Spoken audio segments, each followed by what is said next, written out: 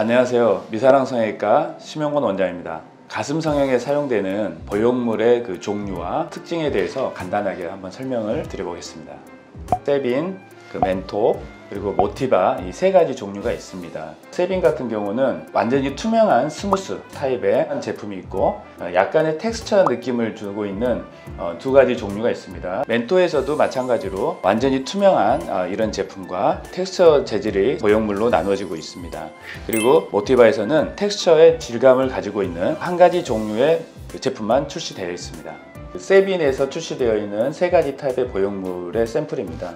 특히 이제 요즘 많이 쓰이는 거는 이 세빈의 서브리미티와 인테그리티 이 두 가지가 많이 사용되고 있습니다. 이 두 제품의 차이점은 코에시브 젤의 충진율이 좀 다릅니다. 그래서 눌러봤을 때 접히는 정도가 좀 느낌이 다르게 되어 있죠. 멘토에서도 비슷한 제품이 나오고 있는데 하나는 충진율이 좀 낮은 것과 충진율이 좀 높은 것으로 구분이 되고요. 멘토의 쉘이 좀 더 딱딱하다는 느낌을 좀 주고 있습니다. 모티바는 단일 제품으로 충진율 100%짜리만 나와 있고요. 촉감을 보면은 멘토에 비해서 훨씬 더 부드러운 느낌을 주고는 있습니다. 그리고 세빈의 인테그리티와 모티바의 쉘이 비슷한 정도의 부드러운 느낌을 좀 주고 있는 것 같습니다.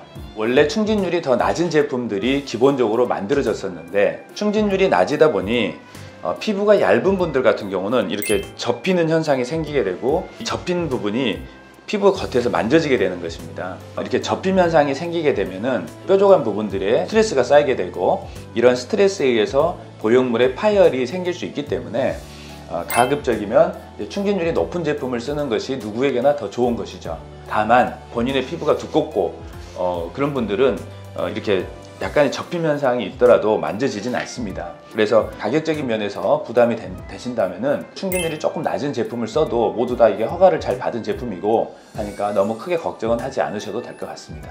환자분의 체격이 통이 넓은 사람이라면 베이스가 비교적 넓고 낮은 제품을 사용할 수도 있겠으나 만일에 환자분이 마르시고 가슴 흉곽이 좁은 경우라면 베이스가 좁고 높은 타입을 쓰는 것이 더 좋습니다. 제가 이번에는 모티바와 세빈의 인테그리티 타입을 놓고 비교를 해 보겠습니다.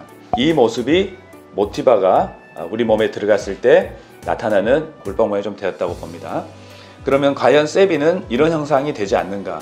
제가 볼 때는 두 가지 제품에서 모두 다 비슷한 형태의 그 결과를 낼 수 있을 것이라 이런 생각이 좀 듭니다.